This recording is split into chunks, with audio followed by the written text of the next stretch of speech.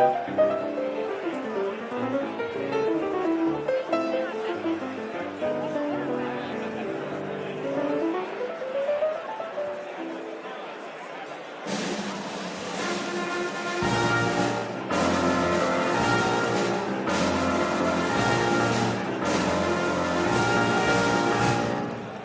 and gentlemen, the President of the United States, Donald J. Trump.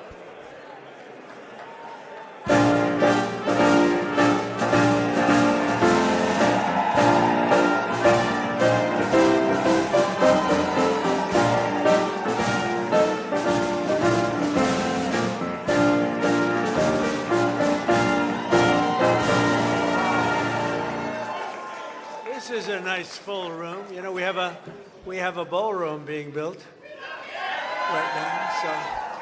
So in about a year and a half, we'll be able to have about, I'd say, 10 times the number. You can invite some friends that couldn't make it today because, frankly, this was a sold-out crowd. Has been ever since I've been president. Every year it's been sold out. So a lot of great friends. Here's your knockout panel, okay, for those that are interested. See that curtain? You open that curtain, and it's a beautiful funnel right into the most beautiful ballroom. It's being built right now. So it's pretty, and they wanted it for 150 years. We're getting it done a lot. We're getting a lot of other things done, too. Well, I want to thank you all and welcome you to the White House on this very special occasion. It is indeed. I've been at every one of them, and we celebrate the 100th anniversary of Black History Month. That's a big deal. 100. Wow. That's sort of special, the 100th. That's about as, like 150 is good, but 200 is better, right? 100 is better. I want to begin by expressing our sadness at the passing of a person who I knew very well. Jesse was a piece of work, I want to tell you. He was a piece of work, but he was a good man. He was a real hero, and I just want to pay my highest respects to Reverend Jesse Jackson. Right? He's a good man. He was actually, as you got to know him, he got better and better all the time. A lot of people, you get to know him, they get worse and worse. Jesse got better and better. But I knew him well long before becoming president, and he really was special with lots of personality, grit, and street smarts. You would say Jesse had serious street smarts, right? A very important ingredient to life, I will tell you. He was gregarious and someone who truly loved people and a force of nature. He was somebody that we're going to greatly miss. And on behalf of everyone here today, I know you join me in sending our condolences to the entire family. Got a great family. We're also honored to be joined this afternoon by many exceptional African-American leaders and patriots, including Secretary Scott Turner, recommended. Where is Scott? Where is Scott? Will you come up here, Scott? He was recommended by somebody who's very special to me, Ben Carson. Ben Carson. Where's Ben? Where's Ben? Come on up here, Ben. Come here. I got to get here. And his wonderful wife, Candy. Candy, I'm going to steal Ben for a second because, you know, Ben recommended Scott. And when Ben recommends somebody, I just do it. Did I make a good decision? Be careful. Don't fall, Ben. If you fall, that's the end. You can never recover from a fall. You know, you can make the greatest speech ever, but if you fall, my predecessor taught me that. So is Scott doing a good job, Ben? He's doing the best job ever. Come on, say that. I like that. Well, one of the reasons I was so high on Scott Turner is he was really the driving force behind the opportunity zones, which doesn't get nearly the attention that it should, but it was because President Trump realized that the best way to get things done is through public-private partnerships and have everybody with skin in the game. And it is working, as are all the other things that he's been recommending. And at some point, the mainstream media will recognize that you don't politicize everything. You open your eyes and your ears, and you look and you see what works, and you deal with that. But the best thing about Scott, he's got a lot of energy. You know, I'm an old man now. I'll be 75 on my next birthday. And I'm not like President Trump. He just goes forever. But no one else is like that. But Scott Turner, we call him the Energizer Bunny, and he is doing a fantastic job. And I want to congratulate all the people at HUD because most of them have come back and continued with what we were doing during the first Trump term, and it's fantastic. Thank you very much, Scott.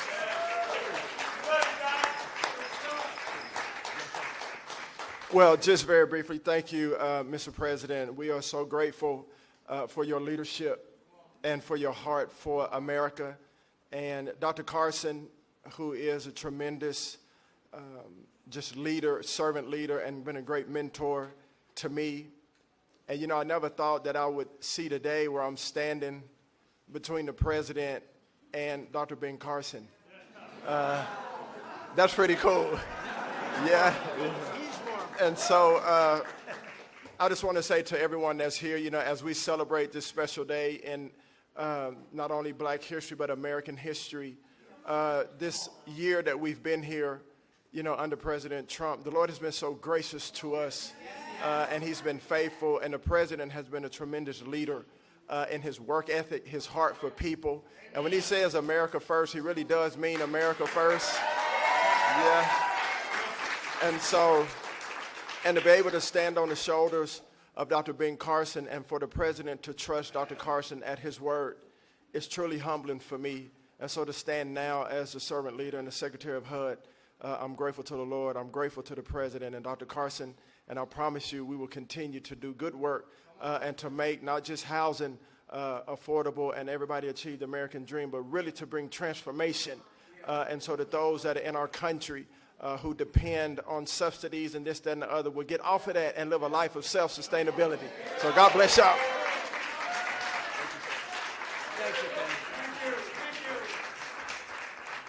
Thank you. And Ben mentioned opportunity zones. We did that, and I want to thank Tim Scott because he really, that was his baby. That was his baby, and he did a great job with it. We appreciate it. And again, Candy, thank you very much for being here. Special woman. Ben's getting the Presidential Medal of Freedom. That's the biggest. That's the biggest. It's the highest award you can have outside of the Congressional Medal of Honor.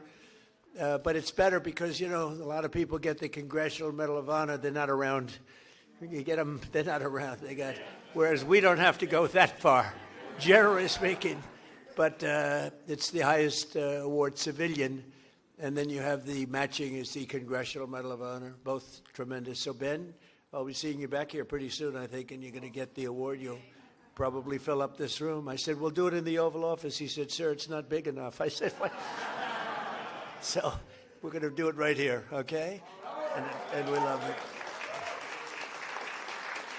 I'd like to also thank senior counsel to the Assistant Attorney General. He's a fantastic man. He's been my friend for a long time, Leo Terrell.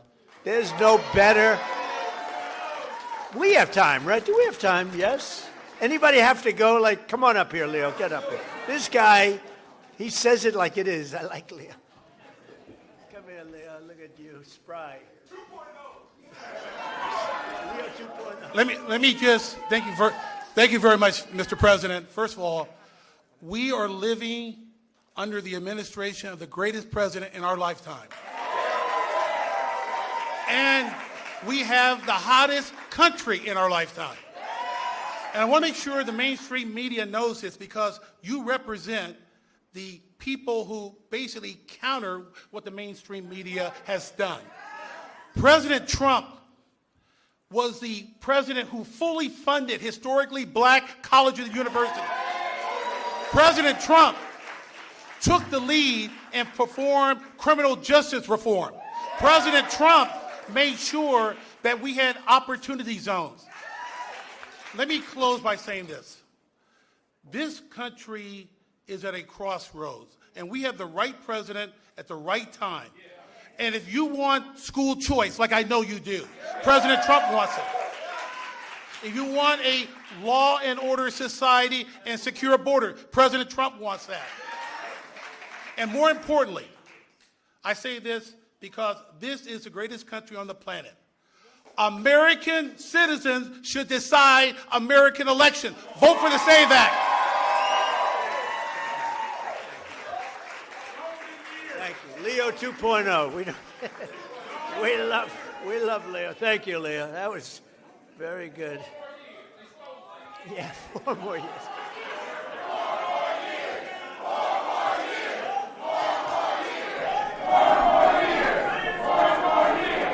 Anyway, so he's a special guy. I watched him on Sean Hannity a long time ago. He used to be a Democrat, you know. Leo was a Democrat. That's a long time ago, right? Can you imagine you were a Democrat? I can't imagine it. You'd see him with Leo 2.0 up in the hat. We love him. He's a great man, actually. General Counsel for the Department of War, Earl Matthews. That's a big deal. Thank you, Earl. Thank you very much. I see Johnny over there with a great book. How is the book doing? Good? What a great person you are. Great book. White House Pardon Czar. This is a big job. This is a big job. Alice Johnson. Alice? Where's Alice? What a sweetheart. I met Alice and she was incarcerated for what some people would say today is not even a fine, right, Alice? It's not even a fine. And I said, how long has she been in jail? 22 years. I said, 22 years. And right, Alice? And come on up here, Alice. Come on up. I said, 22 years, and she was on a phone call. This was over a phone call. I know about fake phone calls too, Alice, you know, remember?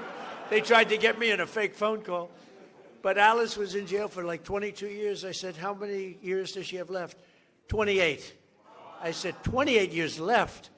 And I said it, and I mean, she admitted she made a little mistake, but it was not the kind of a mistake that you serve 50 years in jail for. Like maybe a couple of months, maybe less than that. And I said, this is the most unfair. And then when I met her, I fell in love. My wife was very upset with it. Our great first lady did not like that, Scott. It was so ridiculous. 22 years, she had 28 left. And I said, let's get her the hell out of here. We got her out. We did a commune. And then when I got to know her, she was so high quality. I said, full pardon. So she's cleaner than anybody in this room, even than my friend right here. She's cleaner. Because of that, she's cleaner than anybody in this room. Thank you, Mr. President. The feeling was mutual. I fell in love with this man, with his heart, with his heart for this country, with his heart to really bring America back to the form of greatness that it deserved. And that's exactly what he's done. My story is truly a Joseph story. This president right here, President Donald Trump, brought me from the prison pit to the White House. Only in America could there be a story like my story. And President Trump is the only president who would have had the courage to bring someone like me, someone who received a second chance, but who knows more than someone who has sit among the captives, than someone who has been in captivity themselves. I did not get comfortable in my own freedom, but I went back, as Harriet Tubman said she did. She went back to draw many others into freedom. And President Trump has listened to those recommendations. There's so much more to come, because when you see me, you see a miracle. You see hope. You see second chances. And you see someone who is willing to roll up their sleeves and do the work, do the hard work to help individuals gain their freedom. President Trump did something historic in his first term. He signed the First Step Act into law. And with that, over 40,000, and that number is low, over 40,000 individuals have come home to their families early. And you know, many of those were Black Americans who had no hope, This president right here, as you look out upon this sea of Black Americans, this president hears you. This president cares for you. Don't let anyone tell you that this president right here, Donald Trump, is not for Black Americans, because he is. I'm standing here today as a testament to how he feels about Black Americans. There has never been a position like this. I don't know if there ever will be before, but I worked with him in his first term, and I'm proud to now officially have the title to make it happen.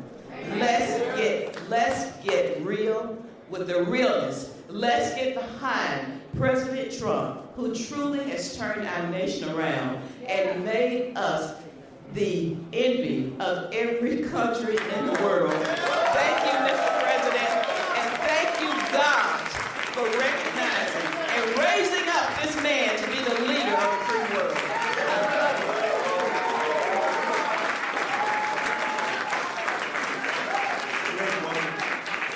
You know, when I was looking for a pardon person, like a pardon czar, they gave me somebody from Harvard, somebody from Yale, somebody from Princeton, somebody from Penn, somebody from Stanford. And I said, do you know anything about it? Well, we can learn. When I met Alice, I said, she's better than these people. And she's done a fantastic job. You know, I said to Alice, I said, so I'm looking for people like you to let out. How many people are there like you? She said, many. I said, many? In jail. Think of it, 22 years she was in jail, and she had 28 years to go on a phone call. You admit you did a little something wrong, right? But it was like, okay. It wasn't 50 years. Even if you said 6 months, today it would be probably nothing. But even if you said some little time. But I said, I'm looking for other people like you. How many are there? Many. Then I was worried. I said, well, maybe she's going to say everybody should be let out. And we're not going to leave her out. I said, so Alice, are there people that shouldn't be? You met a lot of people, right? Are there people that shouldn't be let out? Absolutely. Then I told that. Because there's some bad ones in there too, right? But you are fantastic, and you've been great and so respected all over the country, all over the world in a sense. You've become a very big story. Thank you very much, Alice. I appreciate it. We have Lynn Patton. Lynn, thank you. You've been such a help. And Kelly Mitchell, thank you, Kelly. Thank you. Where's Kelly? Thank you, Kelly. And we have Dr. Alveda King. Thank you, darling. Thank you. You've been with me from day one, right? From day one, she's been there. She's been fighting for me, and I fight for her. I don't have to do too much fighting for her. She takes care of herself. Thank you. Thank you. We can say Merry Christmas, right? Thank you. Thank you for all that support for years, right? Even before Alice, a long time, years before Alice, right? Thank you, darling. Corinne Rankin, thank you very much. Thank you very much. Thank you, Corinne. And Deontay Johnson.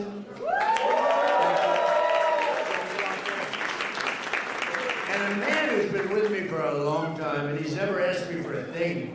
Bruce, thank you very much. Bruce is out. Thank you very much. I wasn't sure if I had your name down here, Bruce. I was going to mention you anyway. Okay. They did a job, finally. They always leave a lot of names out, and that bothers me. Like I see Scott Message, his name was left out. First time ever. Look at Scott. I'm looking for his name. I said, I bet he's the greatest Treasury Secretary we've ever had. I think how's the economy doing, Scott? Good? The best. It's really, people are going to see, and watch the State of the Union. We're going to be talking about the economy. We inherited a mess, and now we have prices way down. We have energy way down. Gasoline is now breaking $2 a gallon in many places, and it's been actually amazing, but Scott's fantastic. I don't want to forget to mention him. I'd be in big trouble. All of a sudden, the economy would turn bad on us. I'd say, what happened to Scott? Thank you, Scott. And Secretary Lori Chavez de Reamer. Laurie, thank you very much. Secretary of Labor, Assistant Attorney General Harmeet Dillon. How are you doing? How are you doing with Harvard? How are you doing with Harvard? You know, Harvard's extremely discriminatory, unfortunately, and it's working good. Harmeet is on their trail, right? Good. You keep doing that now. I like the historically black colleges and universities, which I saved. Leo 2.0 said it, but which I saved. We saved them. They had no funding, and every year they'd come back, and I got to know some of the heads, and every year they'd come back, and after my third year, first term, they said, you guys keep coming back. Why do you keep coming back? I said, we have to come back every year. For years and years, they had to come back. And one of them said, one of the heads, a great guy, said, they make us feel like beggars. We have to come back. I said, I'm going to get you long-term financing. And I got it for them. And I said, the only bad thing, I'll never see you guys again. I haven't seen too many of them. But we took care of the historically black colleges and universities, right? And it was a great thing to do.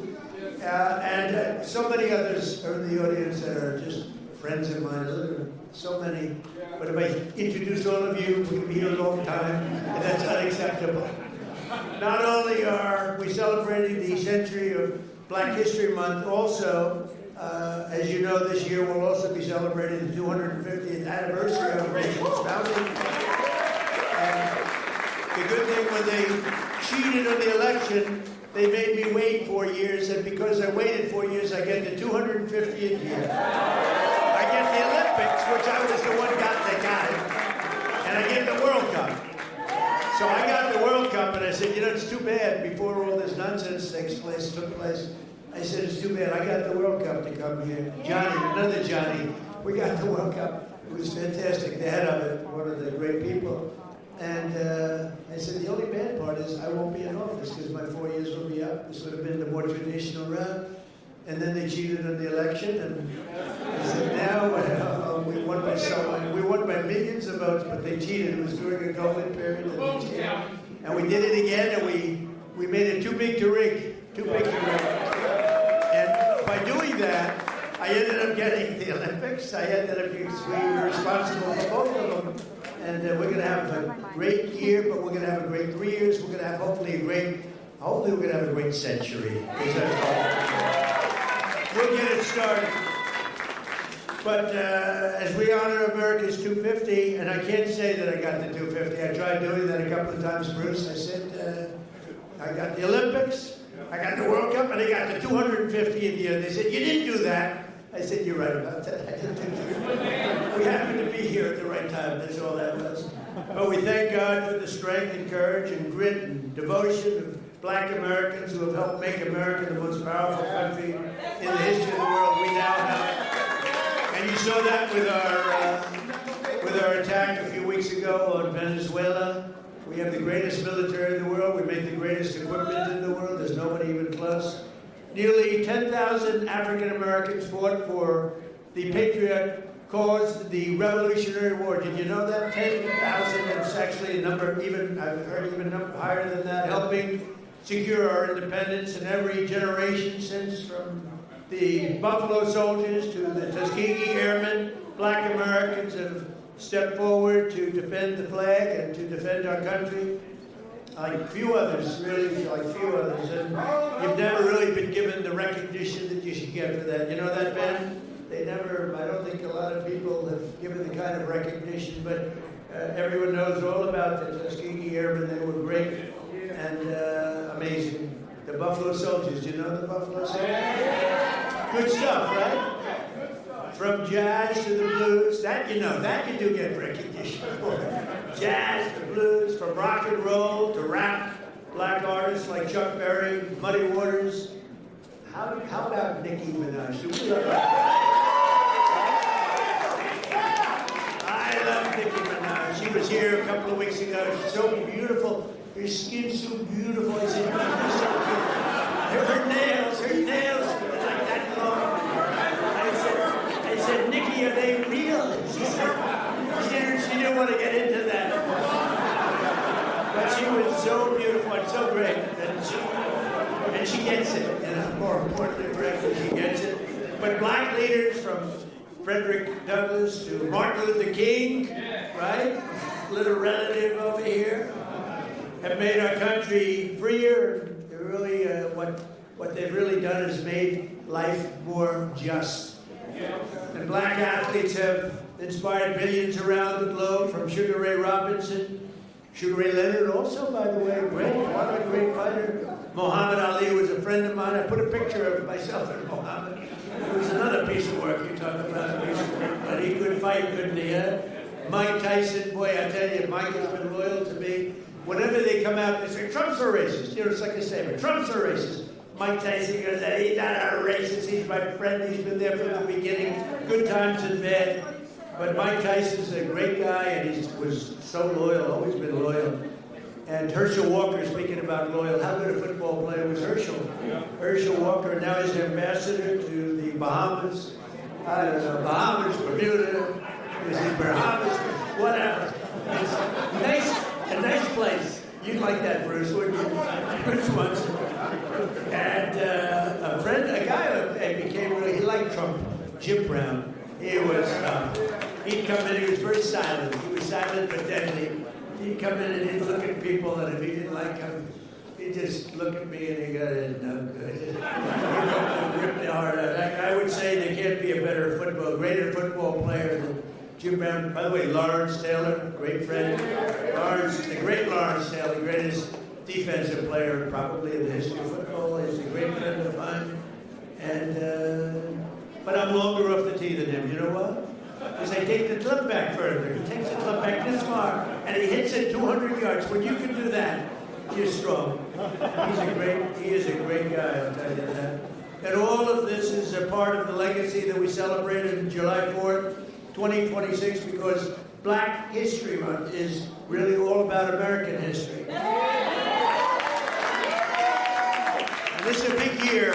This is a big year for you. During my first term, I was honored to deliver unprecedented victories for Black Americans and all Americans, frankly, but Black Americans I single-handedly secured record long-term funding for. I told you, the historically Black colleges and universities. I created nearly 9,000 opportunity zones with our great secretary, and also I think we have to do, as I said before, Tim Scott really, he came to me with that idea, and we put it into use, right, Scott?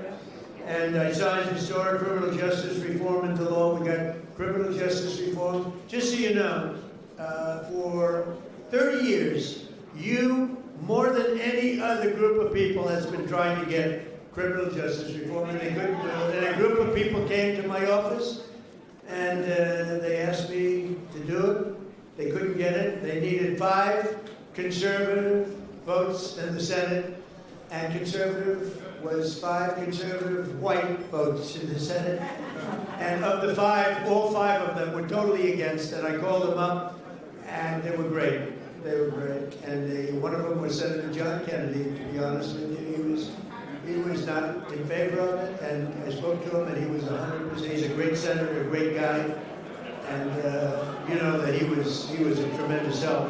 So we got criminal justice reform done and approved, and nobody thought it could be done. And it's no wonder that in 2024 we won more African American votes than any Republican presidential candidate in history. And just over 1 year ago, we had a dead country. We were a dead country. Scott just said it. We were dead as a doornail. We had an idiot as our president. We had a man that was not a president. Number one, he didn't win the election. He was not a president. Yeah, right. He was a real beauty, wasn't he? He allowed 25 million people into our country. Many of them should not have been here. Now we have, by the way, we went from the worst border in history to the best, by far, the best border. But I had the support of many people, Bruce. I had the support of many people in this room, and we got right now the hottest country anywhere in the world. King of Saudi Arabia told me that. He said, you were a dead country a year and a half ago. Now you're the hottest country. We're the hottest country right now anywhere in the world. And you're a big part of it. And you're a big beneficiary. I tell you what, take a look at your 401ks.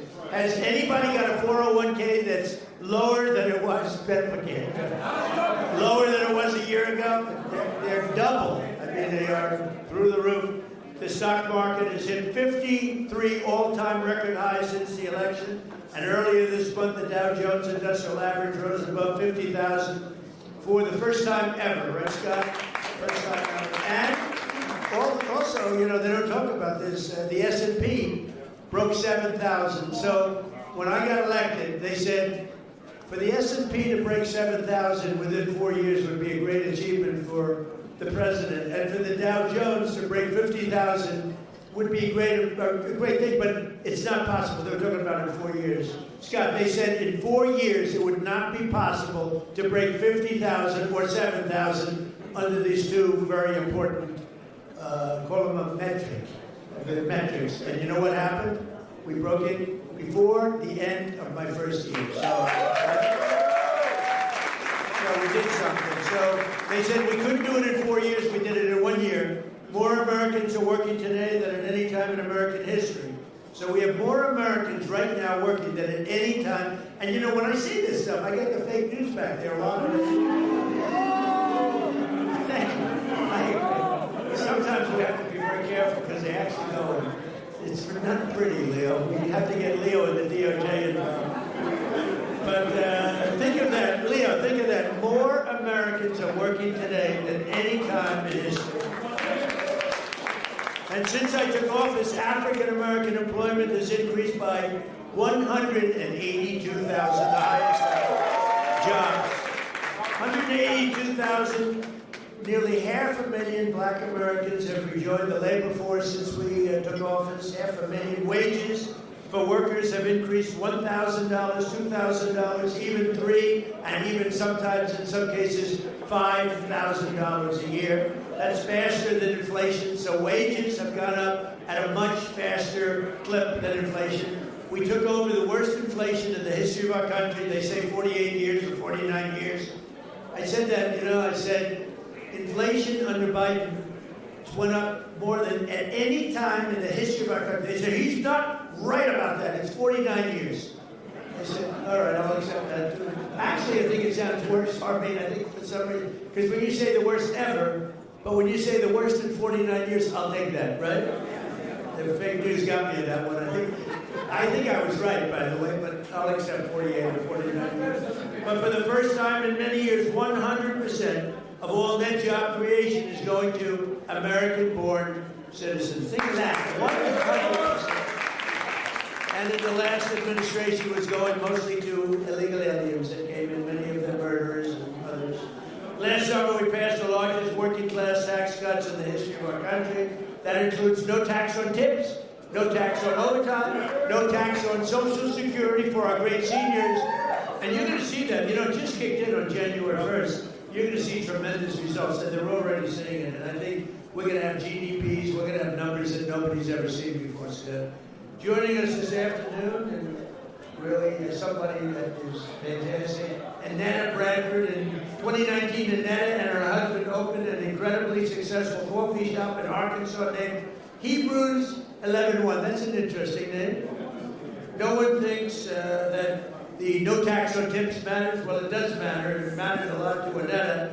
And she was able to grow her business just in a short period of time and hired more employees. And she's making a fortune. I'd like you to give some of the people in that room some of that money, Annetta. She's making it up. Annetta, come in. Arnetta, come. Where are you? Arnetta, come on up here, Arnetta.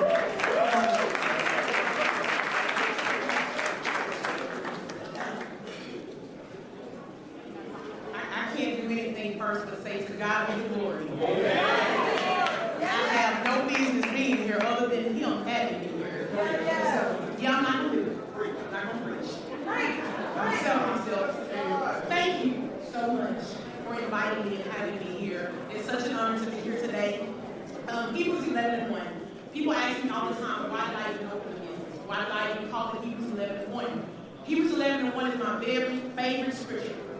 Now faith is the substance of things hoped for and evidence of things not seen. That scripture has walked with me, it has grown me from a little girl on up. Not having no longer my mother here, no longer having my father here. my husband not having his mother, his father here. We opened Hebrews 11:1 with no funding, no money, no big family investors, no business loans, didn't have great credit. It was us and faith in God. That was 7 years ago. But I ran that business with just myself and one employee. Then here comes no tax on tips. I was able to hire 7 more employees. Just what you. Not only that, I was able to open a second location on our college campus. Things are just going off simply because having now faith. And so I love the fact of that scripture. Now, I say all of that as to, I'm trying to stick to my little written down thing that I wrote. I don't know how to do that for you. But as a small business owner, I understand how critical support is. I understand that you have to have the right people that make the right policies for us as small business owners. So no tax on tips has been an extreme blessing for me and my business. Not just mine, but I know so many people across the country. I know a lot of us don't want to talk about the good part of it. We only want to share the negative, but I'm here today to tell you you've done a great thing. Thank you for just loving on us and showing us that even in small town Hope, Arkansas, and I have got to say this, I have the best governor in the world. I don't only just call Sarah my friend, I call her my sister. And so that's why I am here today to just tell you that no tax on tips has been an amazing blessing for me. President Trump has been an amazing blessing for me. And at the end of the day, Jesus has been an amazing blessing for me. I love you guys and thank you so much. And I am a youth pastor, but I will not preach on today. I love y'all. Thank you so much.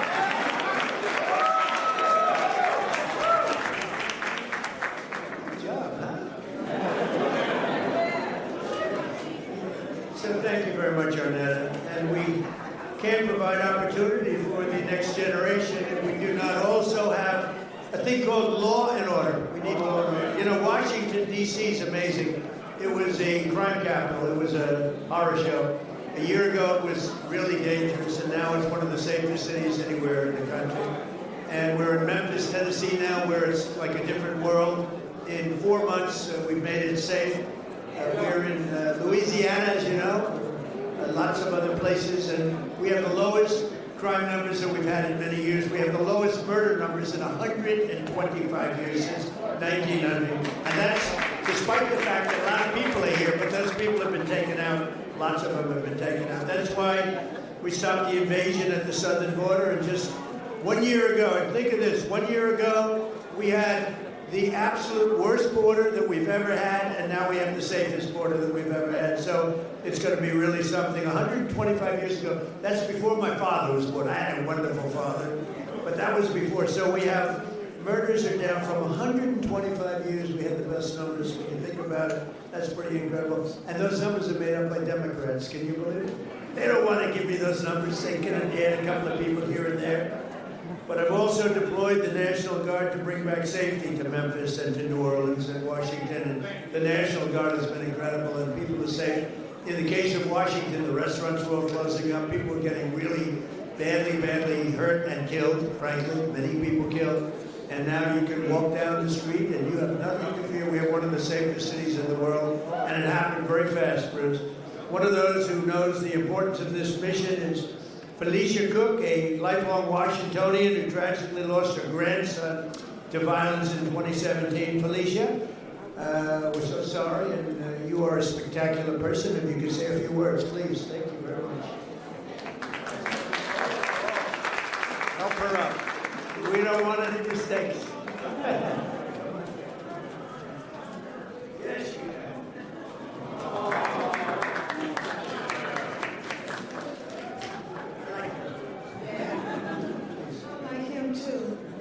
One thing I like about him, he keeps it real, just like Grandma. I appreciate that because I can trust him. Because he tells exactly how he feels and what he wants. Thank God for this president. I am filled, my cup runneth over. Because he allowed his constituents, his people to come to my house to interview me to talk about the murder of my grandson. It seemed like nobody cared. I'm an advocate for murder. I marched. I rallied. I pulled out other families in the District of Columbia that had murders and did not have answers. Ooh. We marched and we rallied, and nobody heard me, Democrats. Get mad at me. And so this Republican sent his constituents, his people out there to interview me in my home. Have you ever heard of a thing? Then they invited me twice before Congress to testify for the beautiful bill that's going to change crime in the district. If you kill somebody, okay, you take a life, you do life. Just that simple. If you do a harsh crime, you do harsh crime. Just that simple. And if we need National Guard, and which we did years ago, he brought it on. I love him. I don't want to hear nothing you got to say about that racist stuff. And don't be looking at me in the news, hating on me because I'm standing up for somebody that deserves to be stand up for. Get out the man's back. Let him do his job. He's doing the right thing. Back up off. And Grandma's standing.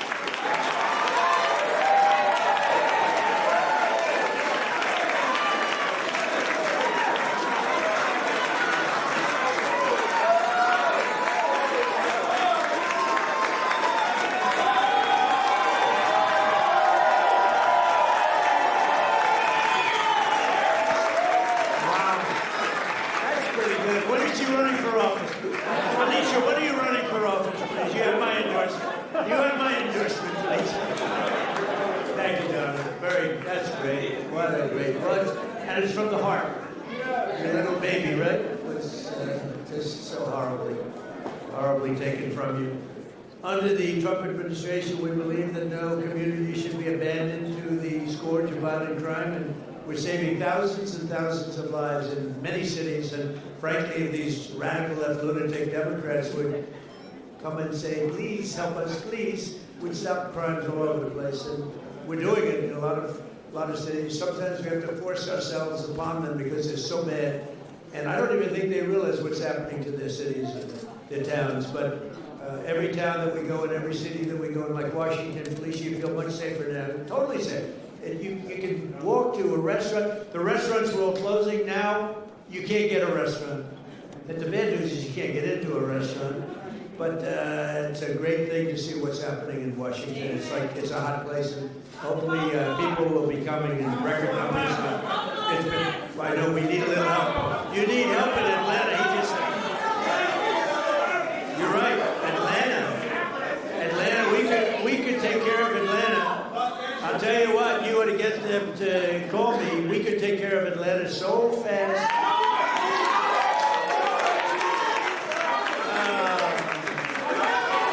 They don't want to call. They don't want to call because they don't want to admit it, and they'll never fix it themselves. Don't forget, we move people out. We don't just go in and be tough guys. We move people out. We take career criminals and we get them out. We bring them back to the country from where they came. And think of it: 90% of the crime is caused by 2% of the people. So when you get the criminals out, you solve a lot of problems. Another way that we're fulfilling our duty to the next generation is the single biggest thing that's happened having to do with schools and education. It's called school choice, and our great, big, beautiful bill. Our beautiful bill, which really covers 4 years. We put it all together. That's why we call it the great, big, beautiful bill. This will help millions of African-American children and ensure that no child is condemned to a failing government or a horrible school. And we have a person here who's fantastic on this subject. Greta, would you please come up? Please, Greta, come on up. And her beautiful daughter.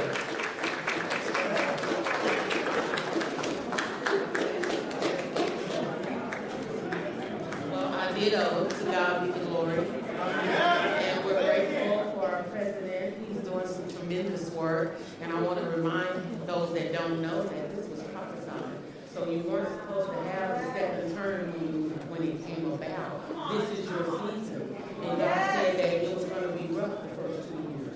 And that things were going to happen with things the last 2 years. And yes, you're going to do things. And so for that, we thank you. On behalf of all the mothers all around the world, I'm from Texas. I live in a zip code that I didn't have an opportunity to have a choice to go to school. And so when I raised my children, I wanted a better opportunity for them. And I'm so grateful to ACE scholarships and all of the doors that the president is opening for education. My son was in a school that he didn't have any voice. And he found drugs in school. And he died. And so I'm here today to just show my appreciation for all the moms around the world. We have a choice now. This choice is so important to mothers. I have a child that, because I had a choice, she's in private school. She's thriving. She's thriving. She's going to be an anesthesiology nurse, and she's doing great. And ACE scholarships was a big part of that. Changing education changes everything. Changing education changes everything. In my zip code, it feels like we were locked in a cage. And being locked in a cage and we can't get out.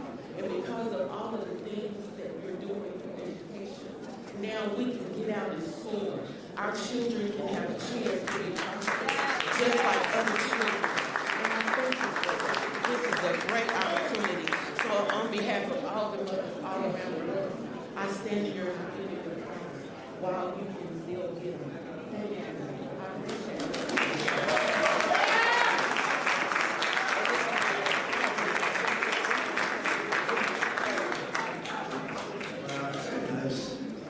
Thank you very much. Thanks, Scott.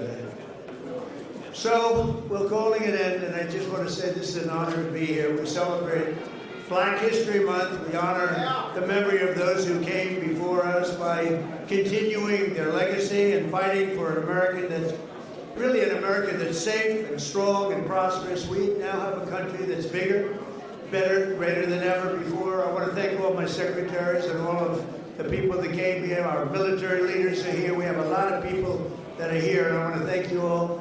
But this is a very special group of people. So happy Black History Month, happy Black History Year, and happy Black History Century. Thank you all.